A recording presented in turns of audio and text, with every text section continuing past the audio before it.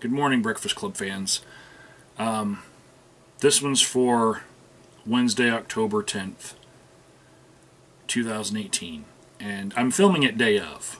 And I've packed my little staycation that I've taken for the past week and a half with a lot of action, a lot of internet drama, and I've been a little scatterbrained. I also have some things going on at home, not the least of which is that as I film this, my girlfriend is going in for a surgical procedure that is very close to a lot of sensitive areas like her spine, and yeah. I didn't really relax much on my little staycation. I drove across the state to go see a murder trial. I'm about to do the same thing again on Friday. I got into a little tiff with the CEO of a multi-million-dollar company and put it up on YouTube on my main channel. And so, just talking about that whole drama that blew up after I started talking about it, that was, something where I'm getting PMs and whatnot from people who want my opinion on things, and, I didn't really calm down that much. And today I'm going to make whatever meal that my girlfriend wants and do a bit of painting. But before I do, I'm going to put in this installment for the Breakfast Club because I did agree to fill in for Nate, who is still, I guess, inking away for Inktober. And in the middle of everything that I was involved in this week, I did watch all of the Breakfast Club videos that were chiming in on what I was talking about in my previous videos. And I want to say that, when I saw that the videos were posted, and I knew that they were about what I talked about, I got a lump in my stomach. I was like, oh no, because you guys that are new as far as the past few years to the internet, you might not realize that the guys that were having this discussion on this channel also are very adept at ponage and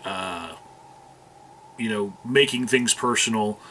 We come from a long history here on YouTube, and so when I see that somebody has made a video about what I said, and puts me in the title even, I'm like, ugh, and I forget that this is the Breakfast Club where we're actually more civil, and so then I watch the videos, I'm like, well, that stress was unneeded, I still don't have my guard down,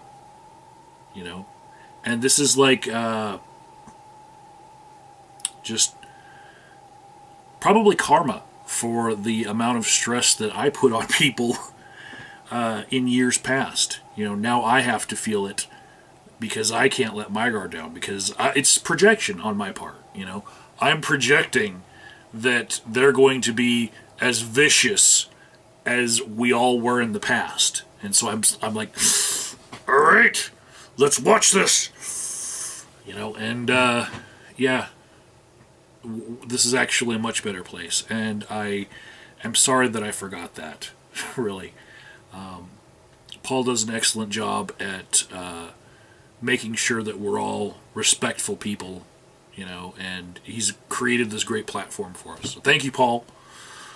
That being said, I didn't think too much about all of the different points that were brought up by Paul and by Robert earlier in the week, but there was one from Paul that stood out to me when I was watching his video about it was about Christine Blasey Ford and now Justice Kavanaugh, and he said that it's not right that we would. Oh God, I forget exactly the way you put it, but it's not right that we would create a situation in our laws where people who are survivors of attacks like rape can't get justice because the thing that happened to them has no evidence for it, because it's very, there's no video camera filming it. If some time has passed, there won't be any like DNA evidence, and really all there is he said and she said, right? And there's not much else that you can use to corroborate some of these stories. And if somebody is adept at what they're doing, if they have, say, been a serial rapist and they know how to avoid leaving evidence, then we are placing an undue stress on women. This is my interpretation of what Paul's saying. That, women are at a disadvantage for justice because the things that happen to them, and maybe, guys that get raped, maybe in prison, something like that.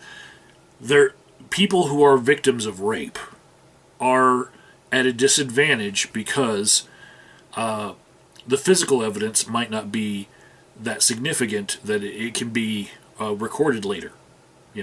Maybe there wasn't a bruise left on them.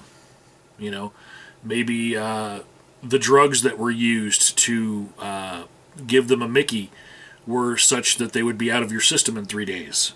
And for 2 of those days they were passed out in a dungeon, at the bottom of some frat house. So this is the difference between Paul's point of view and mine that stood out to me when watching his video, was that I hold fast to the need for evidence, right?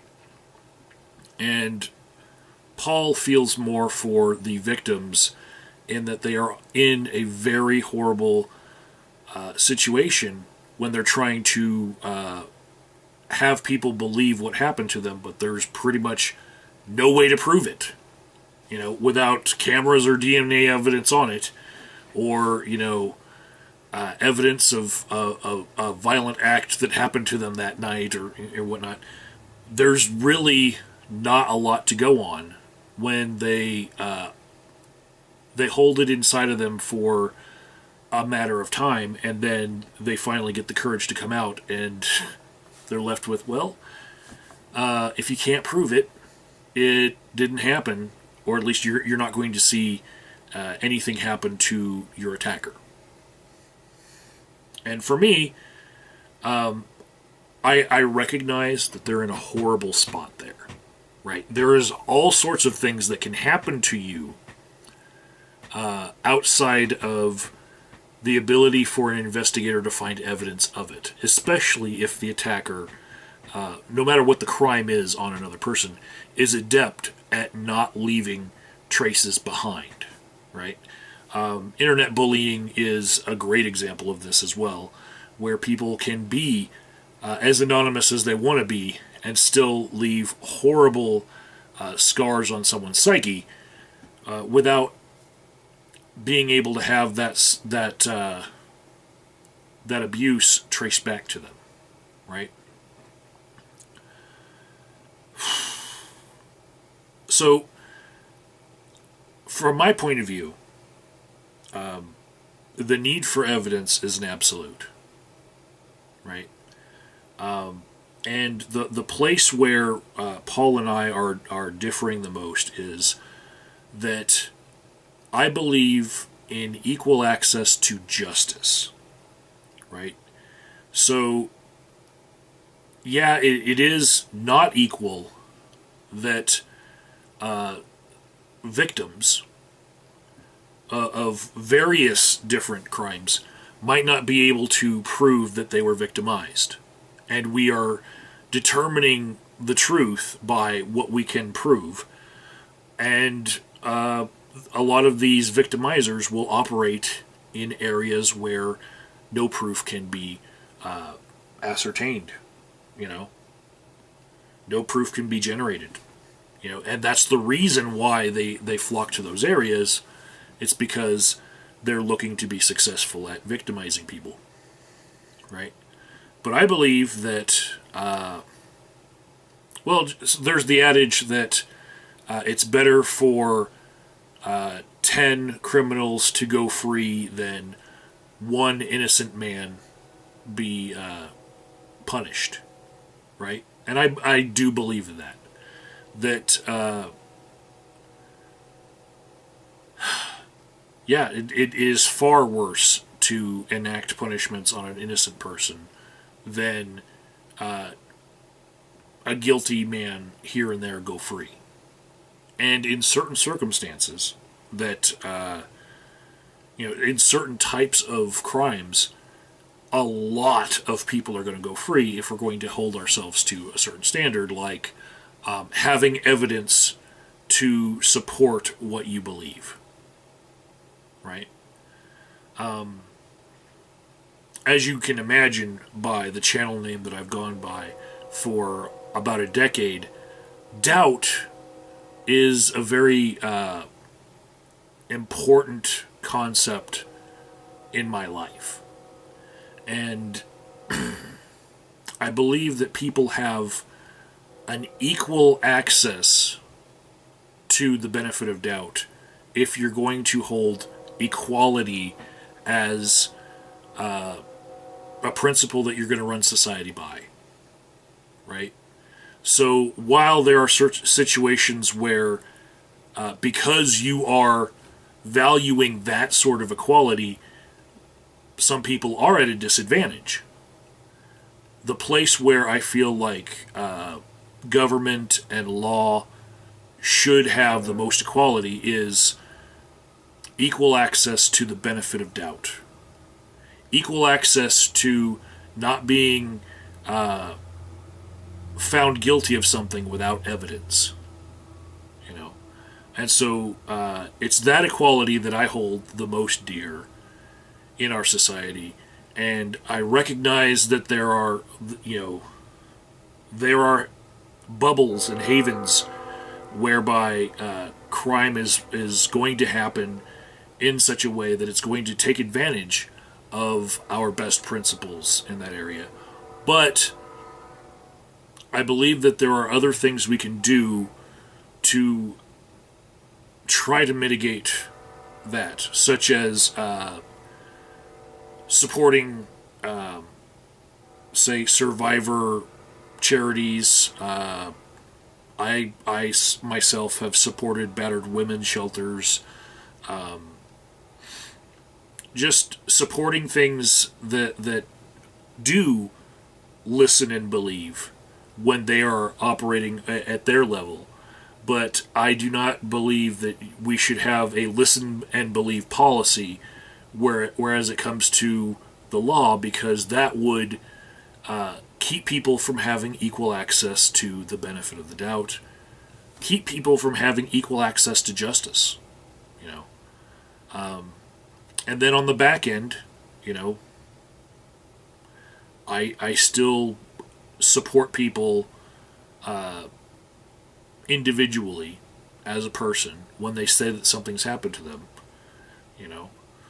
And I think that's not perfect, but it's the best thing going.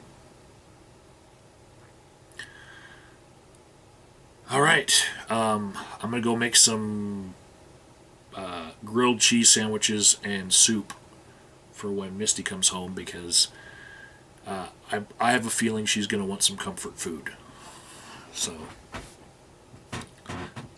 take care.